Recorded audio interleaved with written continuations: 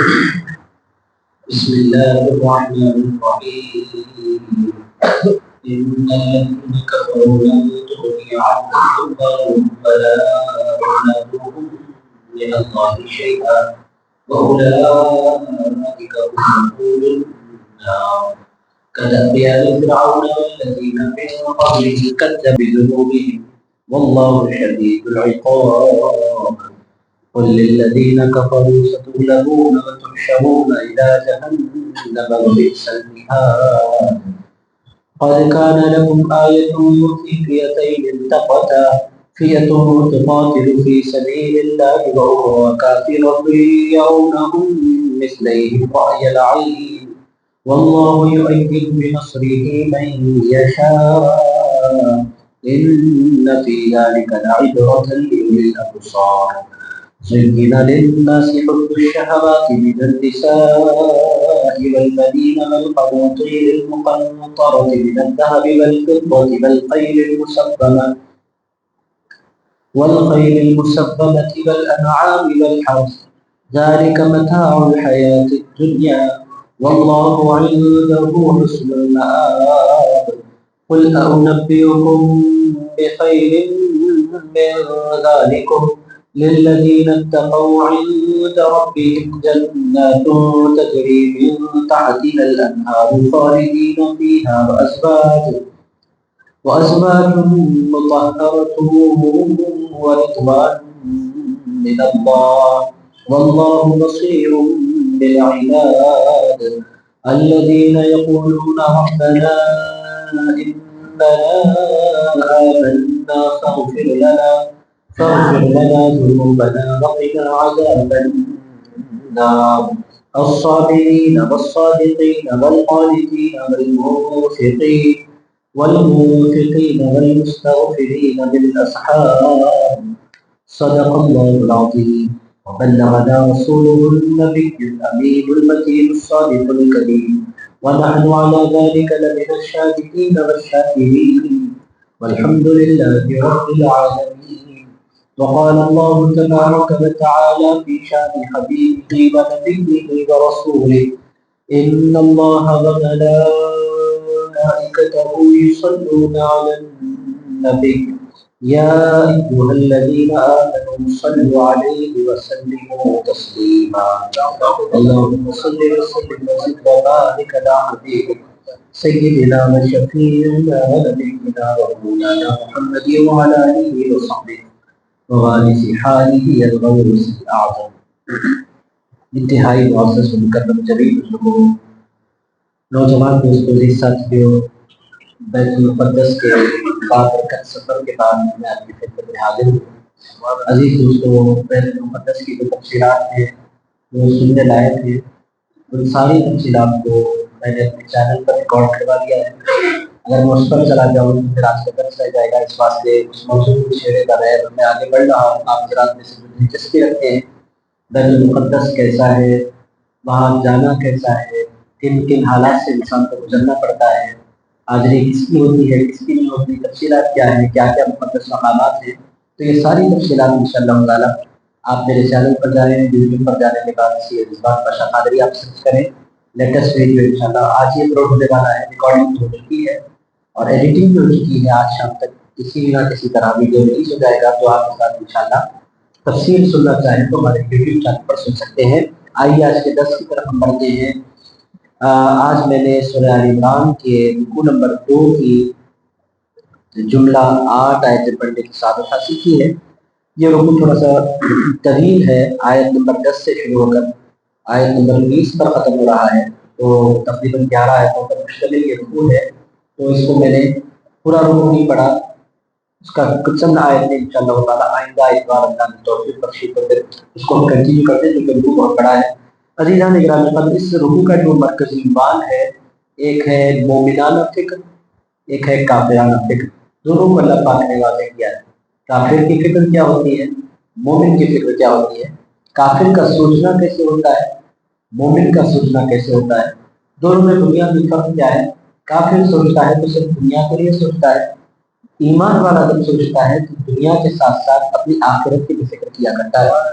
عزیز دوستو، مگر حقیقت کیا ہے مسلمانوں میں بھی ایک بہت بڑا طبقہ ایسا ہے جس کے پاس آخرت سیکنڈری ہے، یا پھر آخرت کا کانسیپٹ ہے ہی نہیں۔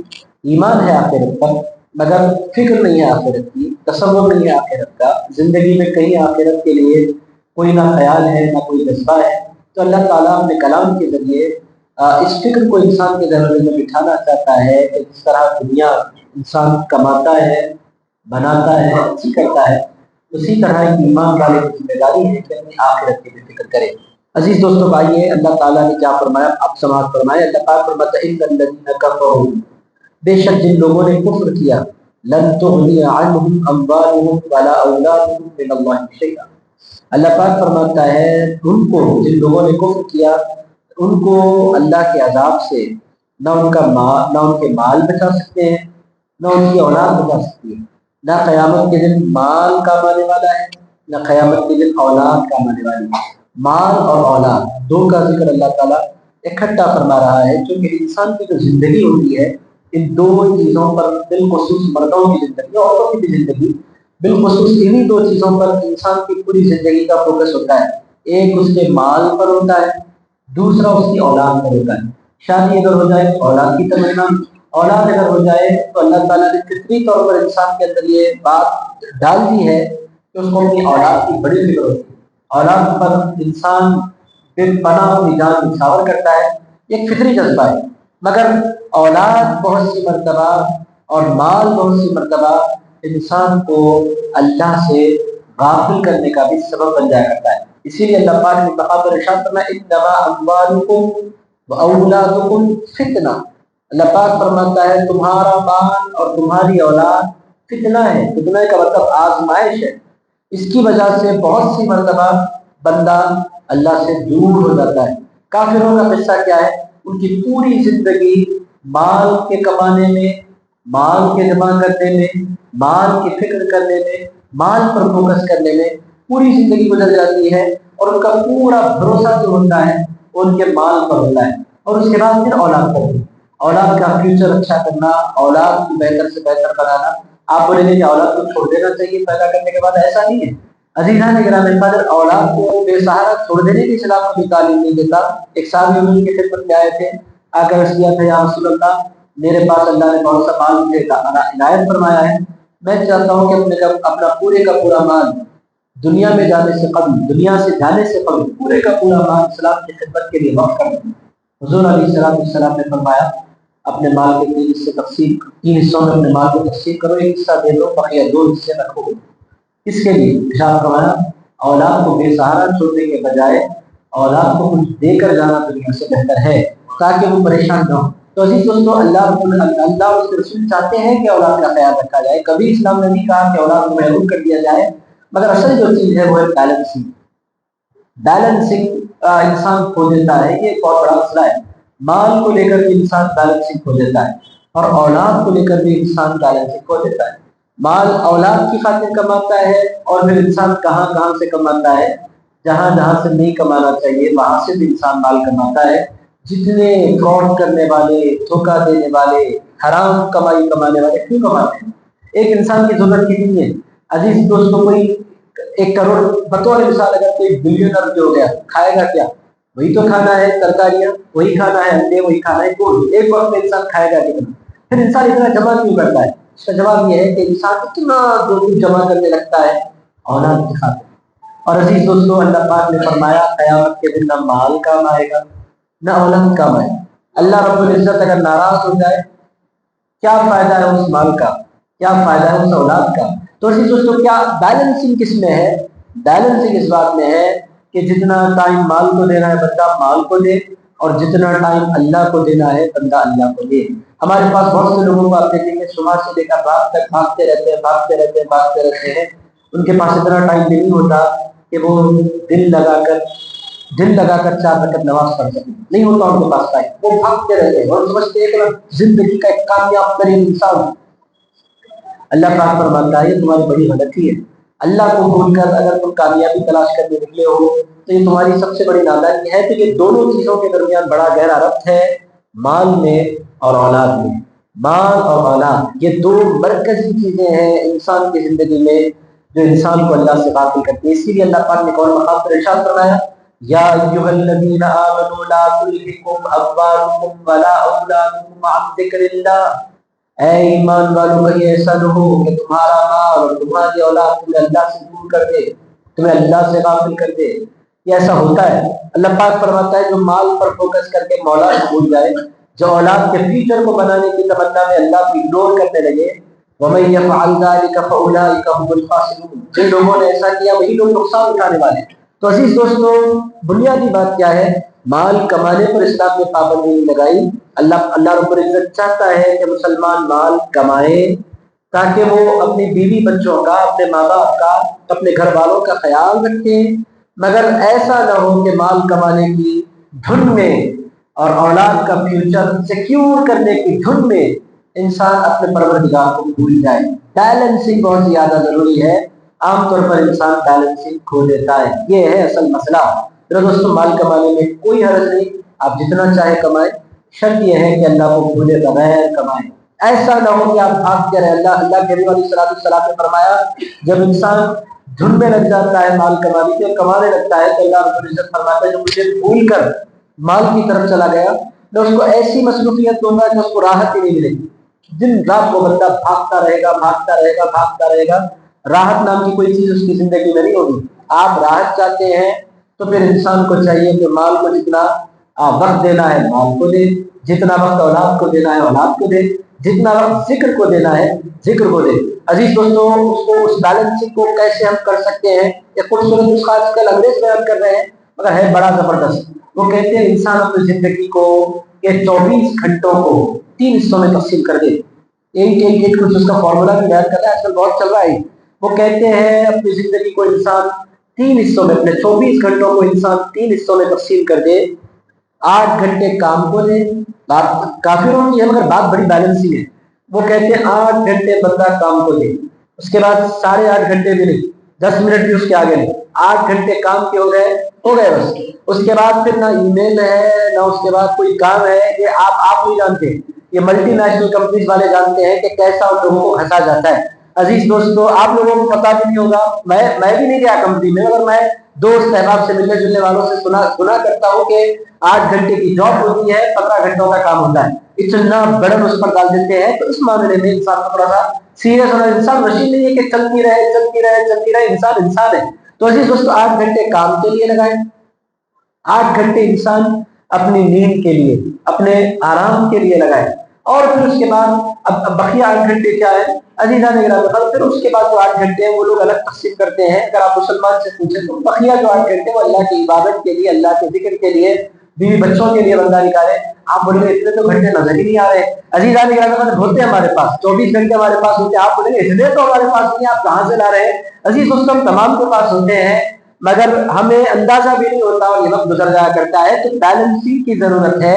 اب میں وہ اس فارمولے پر اور زیادہ نہیں کرتا, درس رہ جائے گا اگر اس کو فارمولے پر اور زیادہ ڈیپ میں جاؤں. بہرحال اللہ پاک فرماتا ہے کہ جن لوگوں نے کفر کیا ان کو نہ ان کا مال بچا سکتا ہے نہ ان کی اولاد بچا سکتی ہے, اور جن لوگوں نے اللہ کے ساتھ کفر کیا وَأُولَٰئِكَ هُمْ وَقُودُ النَّارِ, اللہ پاک فرماتا ہے کہ جہنم کا ایندھن ہے. جس طرح انجن میں کوئلہ ڈال کر پچھلے زمانوں میں انجن کو چلایا جاتا تھا, پچھلے زمانوں کی ٹرینز میں کوئلہ جیسا ڈالا جاتا تھا, آگ بھڑکتی جاتی تھی اور انجن بھاگتا رہتا تھا. تو جس طرح ایندھن ہے وہ انجن کو چلانے کے لیے, انسان بھی اور کافر بھی جہنم کا ایندھن ہے. انسانوں کو ڈالا جائے گا اور آگ کو بھڑکایا جائے گا. اولئک هم وقود النار, اللہ پاک فرماتے ہیں جو اللہ کو بھول جائے وہ جہنم کا ایندھن ہے. جو اولاد کی قاتل زندگی گزارے اور دین کو فراموش کر دے وہ جہنم کا ایندھن ہے. پھر اللہ پاک نے ایک مثال بھی دی, کدأب آل فرعون. اگر دیکھنا چاہتے ہو اس مثال کو تو آل فرعون کو دیکھ سکتے ہو. والذین من قبلہم, ان سے پہلے کے لوگوں کو, کذبوا بآیاتنا, ان لوگوں کا قصور یہ تھا کہ ان لوگوں نے ہماری آیتوں کو جھٹلایا. فأخذهم اللہ بذنوبہم, اللہ نے ان کے گناہوں کے سبب ان کی پکڑ کی. واللہ شدید العقاب, اور اللہ سخت عقاب والا ہے, جلال والا ہے, پکڑ والا ہے, سزا دینے والا ہے. اللہ تعالیٰ عام طور پر اس طرح اپنا ذکر نہیں فرماتا, کہیں فرماتا ہے, چونکہ انسان کو بیلنسنگ دینا ضروری ہے. اگر صرف بندے کو یہ بلایا جائے اللہ بہت بخشنے والا ہے, بہت معاف فرمانے والا ہے, انتہا درجہ کریم ہے, اس کی شان تو ہے, مگر کبھی کبھی اللہ رب العزت بیلنسنگ کے لیے ارشاد فرماتا ہے لوگوں جہاں وہ معاف فرمانے والا ہے وہی وہ سزا دینے والا بھی ہے، اور سزا جب دیتا ہے تو بہت سخت دیتا ہے، واللہ شدید العقاب، اللہ شدید عقاب والا ہے۔ عزیز دوستوں، یہ ہے اسلام کی بیلنسنگ۔ اس کو اگر آپ آسان لفظوں میں سمجھنا چاہیں تو حضرت عمر بن خطاب رضی اللہ تعالیٰ عنہ نے بہت خوبصورتی کے ساتھ اس بات کو سمجھایا۔ ارشاد فرماتے ہیں کل قیامت کے دن اللہ تعالیٰ فرمائے ساروں کو میں جہنم میں ڈال رہا ہوں سوائے ایک کے، میرا ایمان رہے گا کہ وہ ایک جنت میں جانے والا میں ہوں، ایسی مجھے اللہ سے امید ہے۔ اگر اللہ تعالیٰ کی طرف سے اعلان ہو جائے کہ سارے جنت میں جا رہے ہیں ایک جنت میں نہیں جا سکتا تو مجھے خوف ہوگا کہیں وہ جنت میں نہیں جانے والا میں تو نہیں ہوں، جبکہ اللہ رب العزت نے ان کو، اللہ کے رسول نے ان کو جنت ہی نہیں کہا۔ حضرت عمر بن خطاب کو رسول اللہ نے فرمایا عمر سراج اہل الجنہ، ارشاد فرماتے ہیں سب جنت میں جانے والے ہیں اور عمر کو جنتیوں کے لیے سورج بنا دیا گیا ہے، جنت میں روشنی کا سبب عمر بن خطاب رضی اللہ عنہ کی جان مبارکہ ہے۔ اس کے باوجود خوف کا عالم یہ ہے، فرماتے ہیں کہ اگر سارے جنت میں جائیں اور ایک جہنم میں جائے تو مجھے خوف ہوگا۔ تو انسان ایمان کیا ہے؟ الایمان بین الخوف والرجاء، ایک طرف امید بھی ہو ایک طرف خوف بھی ہو، یہ جو بیلنس ہے اس کو کھوجنے سے بڑے مسائل پیدا ہوتے ہیں۔ اللہ پاک فرماتا ہے قل، یہ یہودیوں کو کہا جا رہا ہے قل للذین کفروا، یہ کب کہا گیا؟ آپ لوگوں کو پس منظر ضروری ہے۔ عزیزان گرامی پر جنگ بدر میں مسلمان ٹکرا گئے قریش سے، اب تو تمام لوگ جانتے ہیں، میں جنگ بدر کا سارا نقشہ آپ لوگوں کی خدمت میں نہیں کر سکتا۔ جنگ بدر میں مدینہ منورہ سے مسلمان نکلے، مکہ معظمہ سے کفار قریش نکلے، قریش کافر نکلے، اور ادھر سے یہ دونوں لوگ آ کر ٹکرائے۔ وہ 1000 تھے، یہ تھے آپ جانتے 313 میں 313 لوگ 1000 لوگوں سے ٹکرا گئے، اور پھر اللہ پاک نے کامیابی سے ہمکنار کیا، وہ بھاگنے پر مجبور ہو گئے اور مسلمانوں نے زبردست کامیابی حاصل کی۔ جب مدینہ منورہ لوٹے تو یہودیوں نے کیا کہا؟ وہ ہے یہودیوں نے کہا اس پر مر گیا ہے تمہارا نازل بھی، یہودیوں نے کہا یہ قریش کے لوگوں سے جا کر مار کے یہ لوگ سمجھ رہے بڑی طاقتور ہے، اگر یہودیوں سے ٹکرائیں تو پتا چلے گا کہ جنگ کس کو کہتے ہیں، لڑنا کس کو کہتے ہیں، وہ قریش کو مار کر آ جانا آسان تھا۔ اللہ پاک نے فرمایا بڑی بڑی باتیں مت کرو، قل للذین کفروا، میرے حبیب جو لوگ کفر کرتے ہیں ان سے کہہ دو ستغلبون، تم پر بھی غلبہ پایا جائے گا، تم بھی نہیں بچ سکتے مسلمانوں کی طاقت سے، یہ مصطفیٰ کے غلام ہیں۔ اے یہودیوں آج قریش کی باری ہے، کل تمہاری باری آئے گی، ستغلبون، تم پر بھی غلبہ پایا جائے گا، تم پر بھی غلبہ پایا جائے گا۔ اور آپ نے دیکھا خیبر کا قلعہ چند سالوں میں مسلمانوں نے فتح کر لیا، سب سے بڑی طاقت سمجھتے تھے یہودی پورے حجاز میں، کہتے تھے ہمارے قلعے کو کوئی فتح نہیں کر سکتا۔ حضرت مولا علی سے 17 دن کوشش کی، حضور علیہ السلام نے الگ الگ صحابہ کو جھنڈے دیے اور وہ 17 دن تک کوشش کرتے رہے، قلعہ فتح نہیں ہوا۔ آخر کار حضور علیہ السلام نے شام میں فرمایا عشاء کی نماز کے بعد کل فجر میں جھنڈا اس کے ہاتھ میں دینے والا ہوں، جو اگر جائے گا تو پھر کامیابی سے کوئی اس کو روک نہیں سکتا۔ اور اس کی خصوصیت یہ ہے کہ وہ اللہ اس کے رسول سے پیار کرتا ہے اور اللہ اس کے رسول سے پیار کرتے ہیں۔ عزیزان گرامی قدر، صحابہ کرام فرماتے ہیں پوری رات ہم بے چین، ہم نے رات گزاری، اب کس کے ہاتھ میں جھنڈا آئے گا؟ فجر کی نماز حضور نے پڑھی، اشراق تک ذکر میں رہے، اشراق کے بعد حضور علیہ السلام نے فرمایا جھنڈا لاؤ، حضور کے ہاتھ میں جھنڈا تھا، فرمایا یہ جھنڈا میں اس کو دوں گا جس کے ہاتھ پر اللہ نے کامیابی لکھی ہے، خیبر کا قلعہ فتح ہونے والا ہے۔ تو پورے صحابہ، بعض صحابہ کہتے ہیں انگلیوں پر کھڑے ہونے لگے، اونچے نظر آئے حضور ہم کو جھنڈا دے دی، مگر حضور نے پورے مجمع پر نظر ڈالی، ڈالنے کے بعد ارشاد فرمایا خیبر کے قلعے کو فتح کرنے والا ہی نظر نہیں آ رہا۔ لوگوں نے کہا یا رسول اللہ مراد کون؟ ارشاد فرمایا علی جن ابی طالب، بلاؤ علی کو۔ حضرت مولا علی کو آنکھیں آئی ہوئی تھی، ڈر بہت تھا۔ حضرت مولا علی شیر خدا تشریف لائے تھے، لوگ دوڑتے ہوئے گئے، آپ کو رسول اللہ یاد فرما رہے ہیں، حضور کی خدمت میں آئے، علی کہاں تھے؟ سرکار آنکھوں میں بہت درد ہے۔ ارشاد فرمایا ادھر قریب آؤ، میں نے لعاب ذہن نکالا، مولا علی کی آنکھوں پر لگایا، اب بولو حال کیا ہے؟ کہنے لگے سرکار آنکھیں منور ہو گئی، روشن ہو گئی۔ ارشاد فرمایا علی لو جھنڈا چلے جاؤ۔ حضرت مولا علی شیر خدا جھنڈا لے کر پہنچے۔ عزیزان گرامی اس قلعے کو 17 دن کی محنت کے بعد بھی لوگ ہلا نہیں سکے تھے، لات مارا تو دروازہ اکھڑ گیا۔ حضرت مولا علی شیر خدا کی طاقت دیکھ کر لوگ پریشان تھے۔ حضرت صحابہ کرام ارشاد فرماتے ہیں 40 لوگوں نے جس دروازے کو اٹھانا چاہا تو ہلا نہیں سکے، اس دروازے کو مولا علی شیر خدا نے لیفٹ ہینڈ میں اٹھا رکھا تھا، رائٹ ہینڈ میں ان کی تلوار تھی ذوالفقار، لیفٹ ہینڈ میں وہ دروازہ تھا، وہ گھستے چلے گئے، مارتے چلے گئے، اور چند گھنٹوں میں حضرت مولا علی شیر خدا نے خیبر کا قلعہ فتح فرما لیا۔ عزیز دوستو، یہ سب کچھ میں آپ کو کیوں سنا رہا ہوں؟ یہ قرآن ہے۔ اللہ پاک نے فرمایا ستغلبون، اے لوگو، اے یہودیوں، تم پر بھی غلبہ پایا جائے گا۔ تم یہ گمان کر رہے ہو کہ میرے حبیب کے غلام تمہیں چھوڑ دیں گے، غلط فہمی ہے تمہاری۔ جو مصطفیٰ کا غلام ہوتا ہے دنیا کی کوئی طاقت ان سے ٹکرا نہیں سکتی۔ عزیزان گرامی قدر، اور میں آپ کی خدمت میں عرض کروں، میں آیا ہوں جارڈن سے۔ جارڈن میں ایک جنگ لڑی گئی، آپ لوگ حیرت زدہ ہوں، میں نے پڑھی تھی زمانے پہلے، مگر ان صحابہ کی زیارت کی تو میں حیرت زدہ ہو گیا۔ یہاں 313 1000 سے ٹکرا گئے تھے بدر میں، اور وہاں جارڈن میں جنگ موتا ہوئی۔ عزیز دوستو، 3000 صحابہ کتنے لوگوں سے ٹکرا گئے ہوں گے؟ آپ بولیں گے 10,000 سے، 15,000 سے، 20,000 سے، 30,000 سے۔ 3000 صحابہ 2 لاکھ روپیوں سے ٹکرا گئے۔ 3000 صحابہ 2 لاکھ روپیوں سے ٹکرا گئے تھے۔ جب وہ پہنچے میدان میں، صحابہ کرام کو حضور نے بھیجا 3000 کا اتنا بڑا لشکر ہمارا۔ حضور علیہ السلام نے کہا ہمارا بہت بڑا لشکر جا رہا ہے۔ 3000 صحابہ، 3 جنرل رسول اللہ نے مقرر فرمائے اور فرمایا جاؤ مقابلہ کرو۔ وہاں گئے تو ان لوگوں کو خبر چلی کہ مسلمان حملہ کرنے کے لیے آ رہے ہیں۔ فوج بڑھتے بڑھتے بڑھتے پوری رومی سلطنت کی پورے فوجی جمع ہو گئے، اور 2 لاکھ لوگ جمع ہو گئے، اور 2 لاکھ لوگوں کو 3000 لوگوں نے تقریباً 15 دن تک سنبھالے رکھا، اور 3000 میں سے 13 لوگ شہید ہوئے، بقیہ سارے کے سارے لوگ۔ اب وہ جب آئے مدینہ منورہ تو بعض لوگوں نے کہا دیکھو فرار ہو کر آئے ہیں۔ حضور علیہ السلام نے فرمایا فرار نہیں آئے، کردار آئے ہیں۔ یہ پلٹ کر آئے نہیں، پلٹ کر پھر حملہ کرنے والے ہیں، تو ناکام نہ سمجھو۔ 3000 جا کے 2 لاکھ سے ٹکرا کر 15 دن تک ان کو روکے رکھنا، یہ بھی کوئی معمولی بات نہیں۔ 3000 لوگوں کا صرف 13 لوگوں کی جان گنوانا اور پھر بچ کر آ جانا، یہ بھی کوئی معمولی بات نہیں۔ عیسائیوں کو لوٹنے پر مجبور کر دینا، یہ بھی کوئی معمولی بات نہیں۔ یہ کیا ہے؟ یہ حضور علیہ السلام کی دعا ہے، ستغلبون۔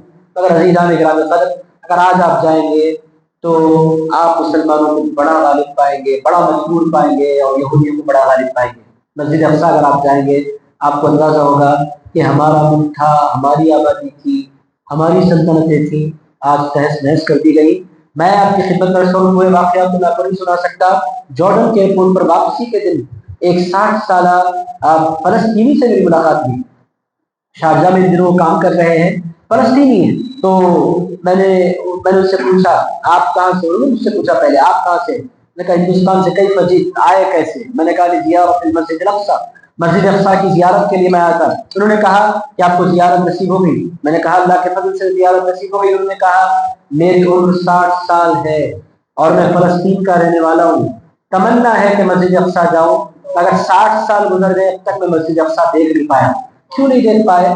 ہر ان کے سٹی کے باہر یہودیوں کی فوجیں ہیں، اور وہ اجازت دے تو جا سکتے ہیں، اجازت نہیں دے تو نہیں جا سکتے۔ 60 سال گزر گئے ایک بندے کے فلسطین میں، اور وہ آج تک مسجد اقصیٰ کی زیارت نہیں کر پایا۔ اس قدر غلبہ ہے یہودیوں کا۔ یہ اللہ پاک نے کیا فرمایا تھا؟ قل للذین کفروا ستغلبون، غلبہ تمہارا ہوگا، شرط یہ ہے کہ تم میرے مصطفیٰ کے سچے غلام بن جاؤ۔ پرابلم کیا ہے عزیزان گرامی قدر؟ ہم مسلمان پیدا تو ہو گئے مگر حضور کے سچے غلام بن نہیں پائے۔ حضور کا جو سچا غلام ہوتا ہے اس کی خصوصیت کیا ہوتی ہے؟ نہ اس کو اولاد اللہ سے غافل کر سکتی ہے، نہ اس کو مال کمانا اللہ سے غافل کر سکتا ہے، نہ اس کی نگاہیں بہتتی ہیں، نہ اس کا دل بہتتا ہے۔ عزیزان گرامی قدر، صلاح الدین ایوبی نے جو مسجد اقصیٰ کو فتح کیا تھا، اس کا سبب کیا تھا؟ صلاح الدین ایوبی کو دنیا کی کوئی طاقت اپنے مشن سے غافل نہیں کر سکی۔ صلاح الدین ایوبی کو حضرت پیران غوث العظم مستقیم نے بچپنے میں صلاح الدین ایوبی کے ذہن و دل میں غوث العظم مستقیم نے یہ بات ڈال دی تھی کہ مسجد اقصیٰ تمہیں فتح کرنا ہے صلاح الدین، اور مسجد اقصیٰ فتح کرنے کے لیے صرف پلاننگ، صرف طاقت کام نہیں آئے گی۔ صلاح الدین سب سے زیادہ اہم ہے کردار کی حفاظت کرنا۔ پاکیزہ کردار والا ہی مسجد اقصیٰ فتح کر سکتا ہے۔ اگر چاہتے ہو مسجد اقصیٰ فتح کرنا تو پھر دنیا بھر کا ان تمہاری خدمت میں پیش کیا جائے گا، کبھی ان کی سازشوں میں نہیں آنا۔ حسین ترین عورتیں تمہارے حوالے کی جائیں گی، کبھی نظروں کو بہکنے نہیں دینا۔ خود بھی اپنے آپ کو بچانا، اپنی فوج کو بھی اپنے آپ ان کے شر سے بچانا، یہ حسن کے پھندوں سے بچانا۔ صلاح الدین ایوبی کے بعد ذہن نشین ہو گئی تھی طاقت اکٹھا کرنی ہے اور اپنی آنکھوں کی حفاظت کرنی ہے۔ صلاح الدین ایوبی جم گئے، دنیا بھر کا حسن لا کر صلاح الدین ایوبی کے حوالے کیا گیا، کبھی ان کی نظریں نہیں پہنچی۔ وہ عورتوں کو استعمال کرتے ہیں، لوگوں کو پتا ہے کہ عورتوں کے ذریعے بہکایا جا سکتا ہے۔ صلاح الدین ایوبی نے کہا میں مصطفیٰ کا غلام ہوں، دنیا کی کوئی طاقت میرے کردار پر دھبا نہیں ڈال سکتی۔ وہ جمے رہے کردار والے بن کر، اللہ پاک نے صلاح الدین ایوبی کے ہاتھوں پر مسجد اقصیٰ کو فتح فرما دیا۔ عزیز دوستوں، تو بہرحال یہ قرآن کا وعدہ تھا، ستدعون، اسی کو اللہ پاک نے فرمایا وَلَا تَهِنُوا وَلَا تَحْزَنُوا وَأَنْتُمُ الْأَعْلَوْنَ، اے لوگوں غم نہ کرو، افسوس نہ کرو، تم غلبے والے ہوگے۔ شرط کیا ہے؟ ایک شرط ہے ان کنتم مؤمنین، ایک شرط ہے کہ تم میرے مصطفیٰ کے سچے غلام بن جاؤ۔ عزیز دوستو، آج بھی مسلمانوں کا حال کیا ہے؟ اسلام تو ہے، ایمان نام کی کوئی چیز نہیں۔ میں اور آگے نہیں بڑھ سکتا۔ وَتُحْشَرُونَ إِلَىٰ جَهَنَّمَ، اللہ پاک فرماتا ہے تم پر غلبہ پایا جائے گا، تمہیں جہنم کی طرف ہانکا جائے گا، ایک دن آئے گا وَبِئْسَ الْمِہَادُ، اور جہنم کتنا برا مقام ہے۔ ابھی آیت مبارکہ پیش کرنے سے قبل آیت مبارکہ کا خلاصہ پیش کر دیتا ہوں، تیزی سے آج کا درس ختم۔ عزیزان گرامی قدر، اللہ پاک فرماتا ہے یہ آیت کب نازل ہوئی؟ ایک طرف 313، ایک طرف 1000۔ ان کے پاس نہ ہتھیار ہیں، نہ ان کے پاس تیریں ہیں، نہ ان کے پاس تلواریں ہیں، نہتے لوگ۔ ایک طرف زبردست لیس فوج کھڑی ہے، ان کے پاس تیریں، تلوار، ہتھیار، سب کچھ ہے۔ اب یقینی طور پر ایک ہیبت تو ہوگی۔ اللہ تعالیٰ نے صحابہ کرام کے دلوں سے ہیبت نکالنے کے لیے وہ 313 لوگوں کو ایسے دکھلایا کہ وہ بہت بڑی تعداد میں، اور 1000 جو تھے وہ 6 زیادہ، مگر صحابہ کرام جب میدان میں اترے تو وہ 1000 کو 100 کی طرح نظر آ رہے ہیں۔ اللہ پاک فرماتا ہے کیسے ہو گیا؟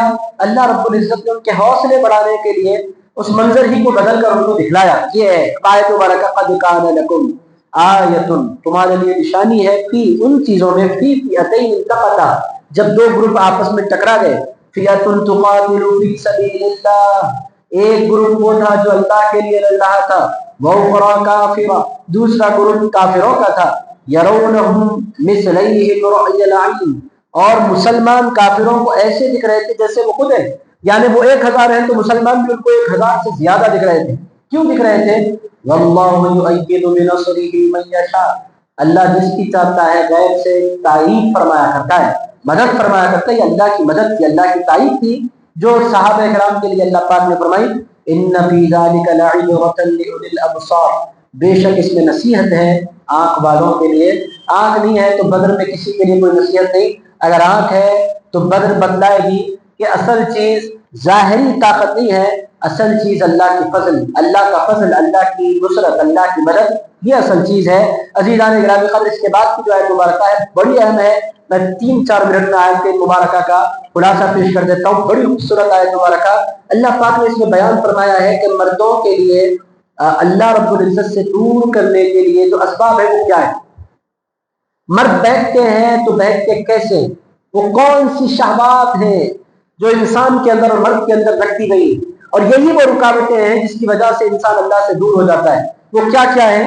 اب آپ سماعت فرمائیں۔ زُيِّنَ لِلنَّاسِ، مزین کر دی گئی مردوں کے لیے، انسانوں کے لیے، حب الشہوات، خواہشات، شہوات کی محبت انسان کے لیے مزین کر دی گئی، انسان کے لیے اٹریکشن پیدا کر دیا گیا کچھ چیزوں کی محبت میں۔ حب الشہوات، اللہ رب العزت کی جانب سے بطور امتحان کچھ چیزوں کی طرف اٹریکشن اس کی طبیعت میں رکھ دیا گیا۔ وہ چیزیں کیا کیا ہیں؟ پہلے نمبر پر جو شہوت انسان کے اندر رکھی گئی جوانی میں داخل ہوتے ہی، من النساء، اللہ پاک فرماتا ہے عورتوں کی خواہش، یہ مردوں کے اندر رکھ دی گئی۔ حب الشہوات، شہوت ہے عورتوں کی، عورتوں کی خواہش لمٹس میں ہو تو انسان کو زیادہ نقصان نہیں پہنچاتی، مگر جب یہ خواہش لمٹس کراس کر دیتی ہے تو انسان تباہ و تاراج ہو جاتا ہے۔ ہزاروں لوگوں کی، ہزاروں لاکھوں لوگوں کی جوانیاں محض عورتوں کے پیچھے برباد ہو جایا کرتی۔ اسی لیے حضور علیہ السلام نے فرمایا تھا النساء حبائل الشیطان، عورتیں شیطان کی رسیاں ہیں۔ کون سی عورتیں؟ یہاں عورتوں سے مراد النساء الفاحشات، کون سی عورتیں؟ بے حیا عورتیں، یہ جتنی ناچنے والی عورتیں ہیں، یہ جتنی گانے والی عورتیں ہیں۔ متقی عورت کبھی شیطان کی رسی نہیں ہے۔ النساء کا مطلب بے حیا، بے پردہ جو عورتیں، آپ دیکھیں ہزاروں بچوں کے اسکرولنگ میں ٹائم گزرتا رہتا ہے، کیا دیکھتے رہتے ہیں؟ ناچنے والیوں کو، گانے والیوں کو، ہنسانے والیوں کو، ان کی ادائیں دکھلانے والیوں کو، ان کی پوری زندگی یہ جو گھنٹوں انسان کے گزر رہے ہیں کہاں جا رہی ہے زندگی؟ اللہ پاک فرماتا ہے یہ تمہارے لیے امتحان تھا، اگر تم اس سے اپنی آنکھ پھیر لیتے تو پھر تمہیں اللہ ذکر کی توفیق بھی دیتا، اگر تم اس سے آنکھ پھیر لیتے تو اللہ تعالیٰ تمہیں نماز کی توفیق بھی دیتا۔ ہزاروں لوگ، لاکھوں لوگ اس وقت نوجوان ایسے ہیں جن کو نماز کی توفیق بھی میسر نہیں آتی۔ عزیزان گرامی قدر، نماز کی لذت کس کو نصیب ہوتی ہے؟ حضور نے فرمایا نماز کی لذت اس کو نصیب ہوتی ہے جو عورتوں سے اپنی نگاہوں کو بچایا کرتا ہے۔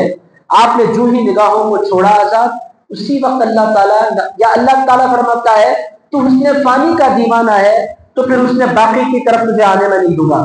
ایک فنا ہو جانے والا حسن ہے وہ عورتوں کا ہے، اور ایک باقی رہنے والا حسن ہے وہ پروردگار کا ہے۔ تو باقی رہنے والے حسن کی طرف جانا ہی نہیں چاہتا تو تباہ ہو جا، برباد ہو جا۔ اور عزیز دوستو، لاکھوں کروڑوں لوگ آج برباد ہو رہے ہیں، بڑی سازشیں۔ اللہ پاک فرماتا ہے شہوات میں سب سے پہلے نمبر پر عورتیں ہیں، والبنین، اس کے بعد اولاد ہے، والقناطیر المقنطرة من الذهب والفضة، اللہ پاک فرماتا ہے ڈھیروں سونا اور چاندی۔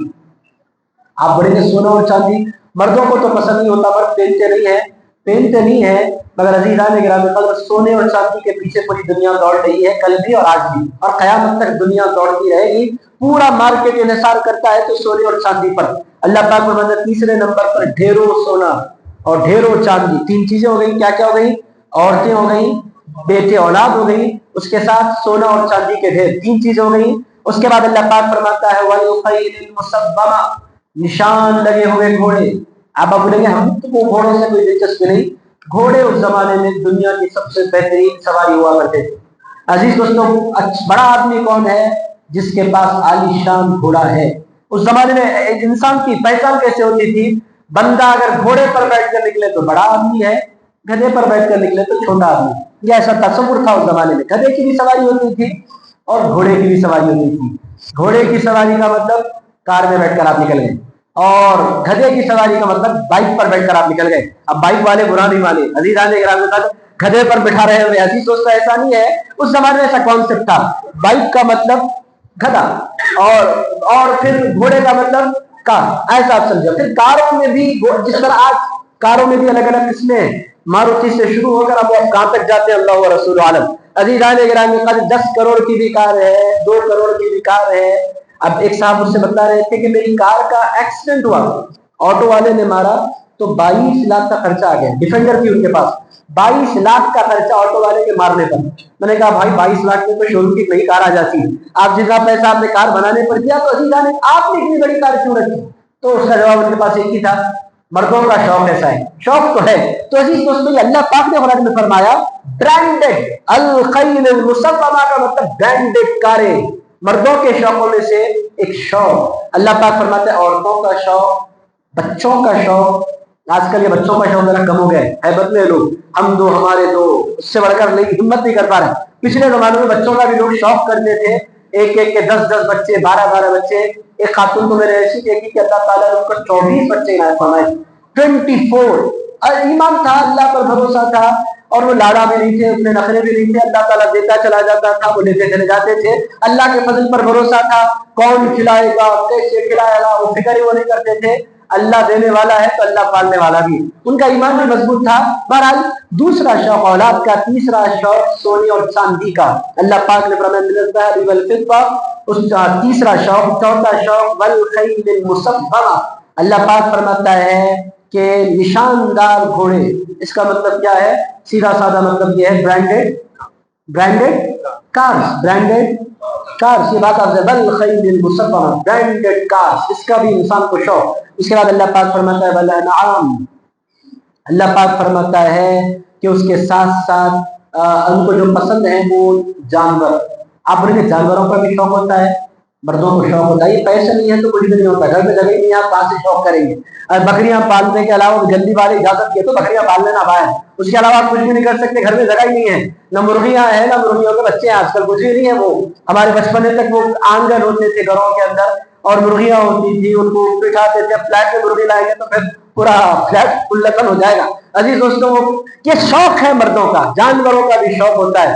ایک صاحب کے پاس ان کے فارم ہاؤس پر گیا تو تقریباً 60-70 लाख के तो घोड़े खड़े होते हैं, ये 12 लाख का है, ये 15 लाख का है।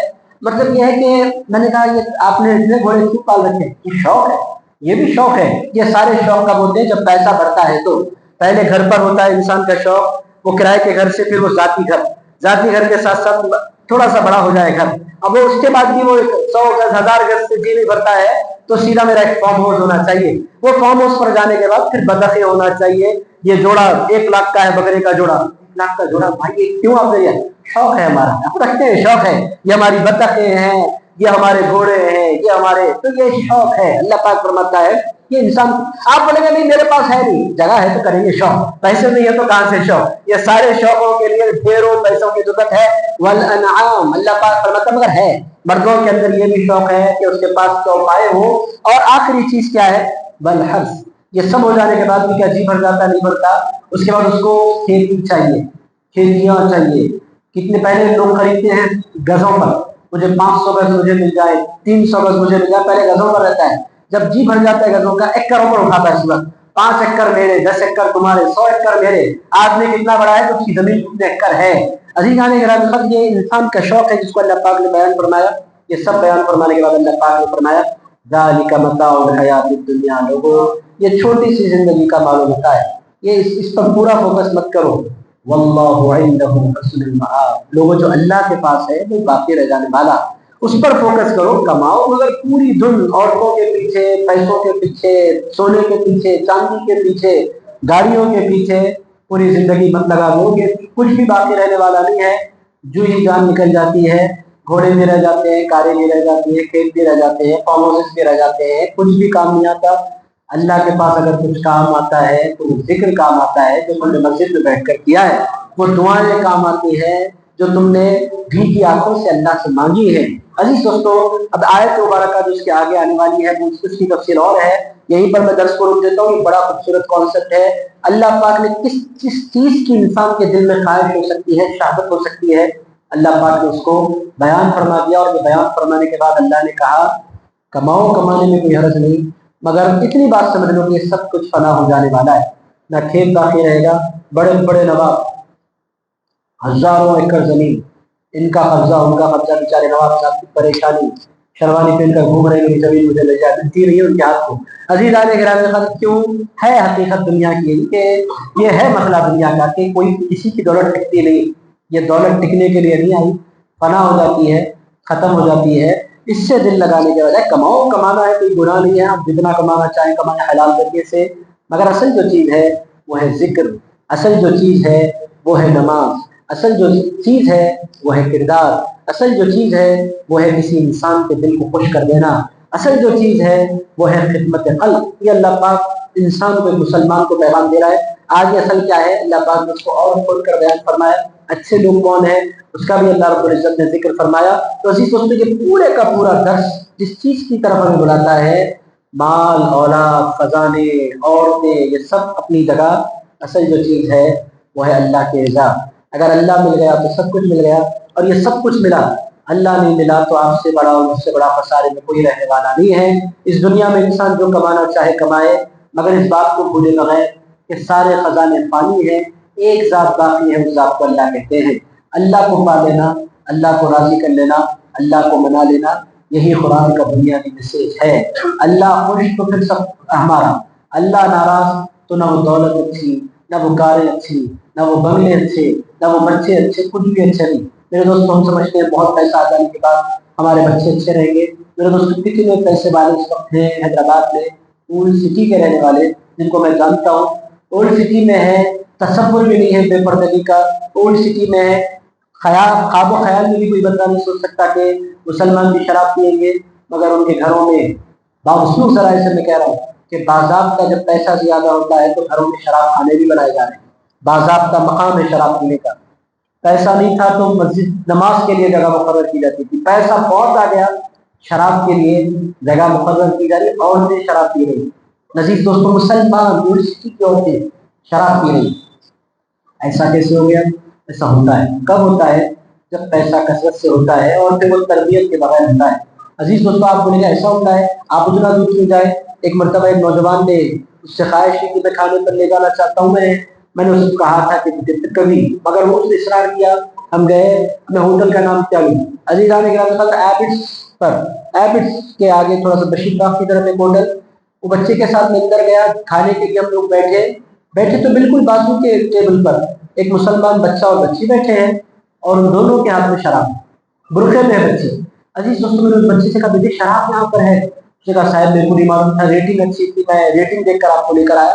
میں معذرت چاہتا ہوں. لوگ نکل گئے. مطلب یہ کہ مسلمان بچی یہاں تک شراب پی رہی. کیوں ہوتا ہے ایسا؟ تو یہ تربیت کی کمی کی وجہ سے، قرآن سے دوری کی وجہ سے، اہل اللہ کی صحبت میں نہیں بیٹھنے کی وجہ سے، مسجدوں سے ایک ڈسٹینس بنانے کی وجہ سے، یہ بڑے مسائل ہیں. اصل جو چیز ہے وہ ہے قرآن.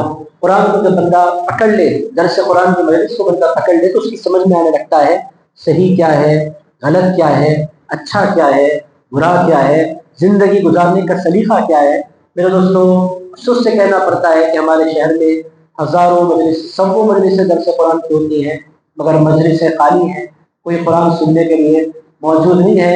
گانے والے، ناچنے والیوں پر آپ دیکھیں شادی خانوں میں کیسا ہنگامہ مچا ہوا ہے، نوٹیں اڑائی جا رہی ہیں گانے والیوں پر، ناچنے والی پر. ایک ویڈیو میں نے دیکھا 4 دن قبل کہ ناچنے گانے والی پر مسلمان کھڑے پورے کے پورے اور گڈیاں اڑائی جا رہی ہیں ڈالرز کی. عزیز نوٹ انڈیا کے نوٹس کی ڈالرز اڑائے جا رہے ہیں حیدرآباد میں. کہاں ہے ہماری قوم؟ ہونا کیا چاہیے تھا؟ جا کہاں رہے ہیں؟ قرآن سنانے والا آئے اور بیٹھے اور قرآن کھول کر بیٹھ جائے، کوئی سننے کے لیے تیار نہیں. اور ناچنے والیاں آئے، گانے والیاں آئے، ہزاروں مسلمان کھڑے ہو کر ان کا ناچ بھی دیکھتے ہیں، پیسے بھی اڑاتے ہیں. یہ ہے ہماری سوسائٹی کا بڑا مسئلہ. یہ ساری چیزیں کب سمجھ میں آئیں گی؟ جب بندہ قرآن کے درس میں آ کر بیٹھے گا. میرے دوستوں دنیا کی کوئی کتاب اس کتاب کا مقابلہ نہیں کر سکتی. یہ بات آپ ذہن نشین کر لیں. دنیا کی کسی بھی کتاب کا آپ درس دیں، چاہے وہ حدیث کی بڑی سے بڑی کتاب کیوں نہ ہو، حدیث بھی قرآن کے تابع. رسول اللہ علیہ السلام بھی جو کچھ ارشاد فرماتے ہیں اسی کتاب کی شرح ہے حضور علیہ السلام کی زندگی. اس کتاب کے لیول پر دنیا کی کوئی کتاب نہیں. اس کتاب سے بہتر ویژن دینے والی اس پوری کائنات میں کوئی کتاب نہیں ہے. جس کتاب کو قرآن کہتے ہیں، شرط یہ ہے کہ نوجوان اس پاکیزہ کلام قرآن مجید کی طرف آئیں. آپ دیکھیں جس جگہ پر میں بیٹھا ہوا ہوں یہاں ہزاروں مسلمانوں کے گھر ہیں، برا ہوگنا کتنے لوگ مسجد میں درس قرآن کے لیے بیٹھے ہیں. جب سے میں آ رہا ہوں کوئی چنندہ چہرے ہیں، نئے چہرے جوائن بھی کرتے چکے، ان کو قدر نہیں ہے اللہ کے پاکیزہ کلام کی. بہرحال دوستوں یہ رکوع باقی رہ گیا، بقیہ رکوع انشاءاللہ تعالی کیا ہے تحیۃ الوضو کے حوالے سے. تحیۃ المسجد، 2 چیزیں یہ پوچھ رہے ہیں کہ تحیۃ الوضو اور تحیۃ المسجد. عزیز دوستوں مسلمانوں کی 2 قسمیں ہیں بیسیکلی. ایک وہ جو 24 گھنٹے وضو کو مینٹین کرتے ہیں، ایک وہ جو 24 گھنٹے وضو کو مینٹین نہیں کرتے، نماز کے لیے وضو کر لیا کرتے ہیں.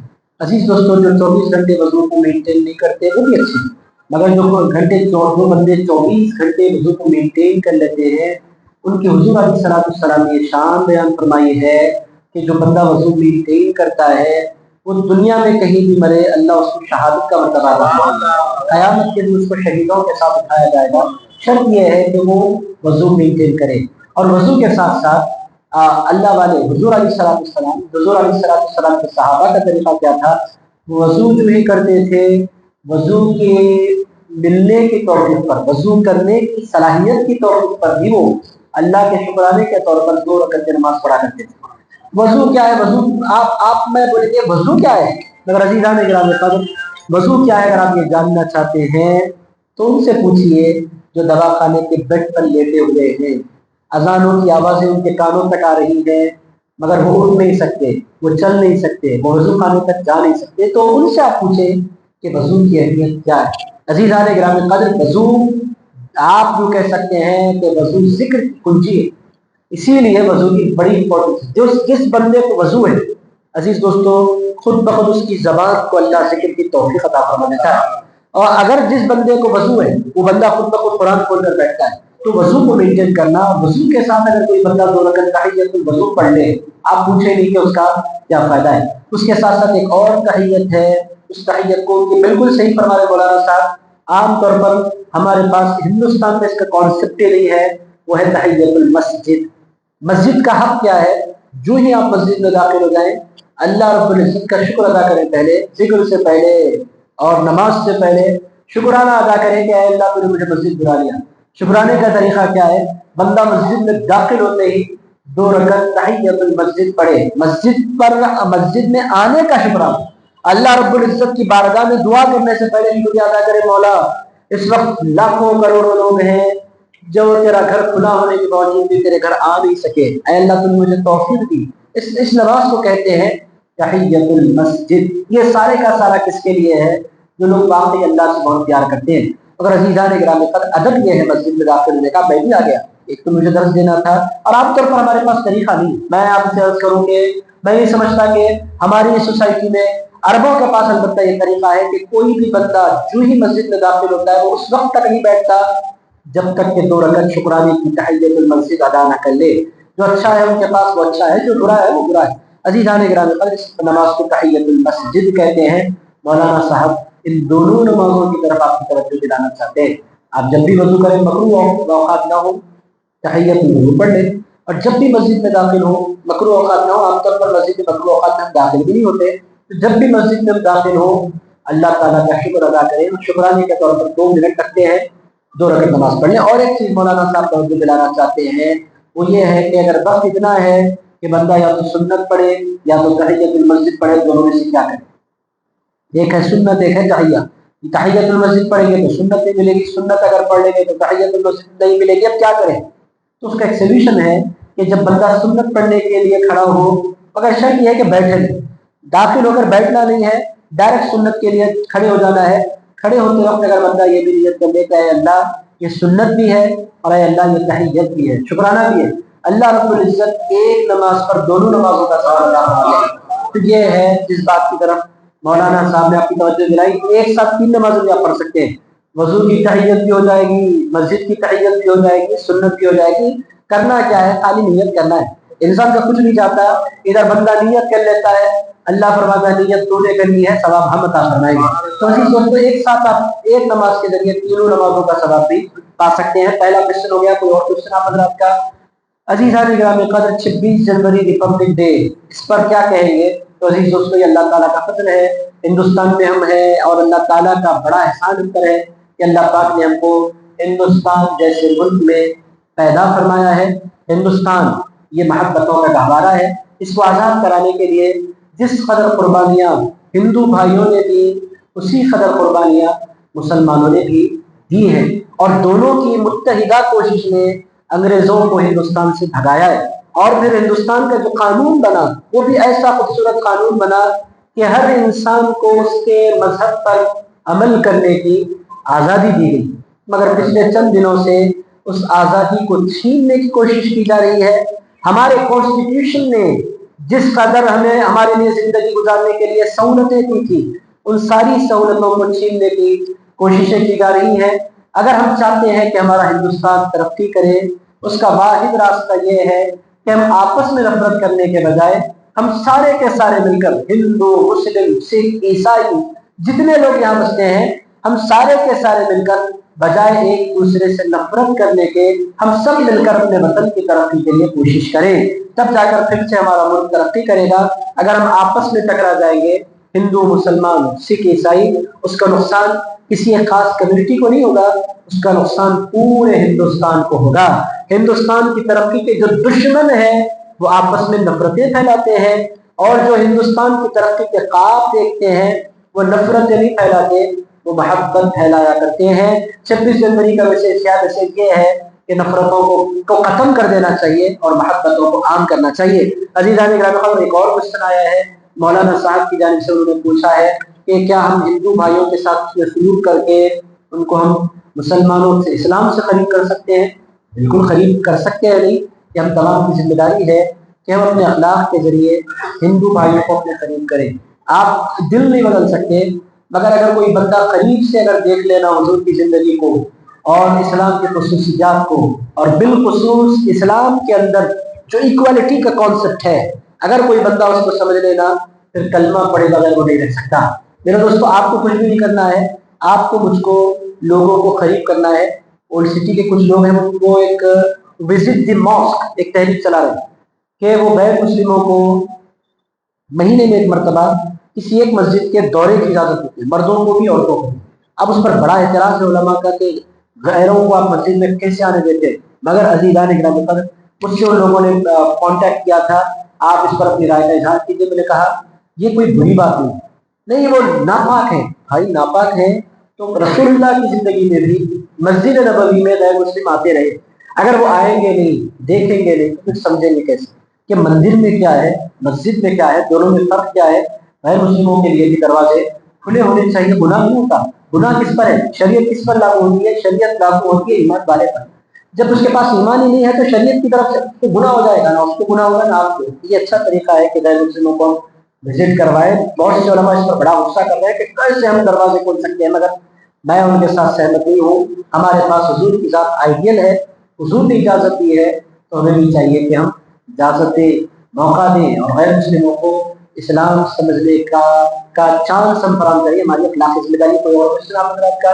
جی صابر کا لے لیتے ہیں۔ بٹ کوائن کیا ہے، یہ شیئر کیا ہے، پھر وہی مسئلہ آ گیا ہے۔ یہ چیزوں کی بنیادی نالج، اصول کی بات تو یہ ہے کہ علماء کی ذمہ داری ہے کہ ان ساری چیزوں کو سمجھیں۔ ہمارے پاس سب سے بڑا مسئلہ یہ ہوتا ہے کہ علماء نہ انویسٹ کرتے ہیں، نہ علماء سارے کانسیپٹ کو سمجھتے ہیں۔ جب سمجھتے نہیں ہیں تو جواب بھی ایکوریٹ آنسر اس کو کر ہی نہیں سکتے۔ یہ بٹ کوائن کیا ہے مجھے قطعی اس کا علم نہیں، اور نہیں معلوم تو باتیں میں بول نہیں سکتا۔ عزیزہ یہ حلال ہے، یہ حرام ہے، میں بولوں گا جب میں اس کو خود جانتا ہوں۔ تو کسی ایسے عالم سے ہمیں اس معاملے میں رجوع کرنے کی ضرورت ہے جس نے واقعی انویسٹ کیا ہو، یا کم سے کم اس نالج کو جانتا ہوں۔ میں اس معاملے میں بھی لگتا کہ انویسٹمنٹس ہیں، ہونا چاہیے، انسان کو چاہیے کہ وہ انویسٹ کرے، وہ تجارت کرے، وہ بزنس کرے، مگر اب تک میں نے کچھ کیا نہیں، تو اس واسطے مجھے اس کا قطعی علم نہیں ہے۔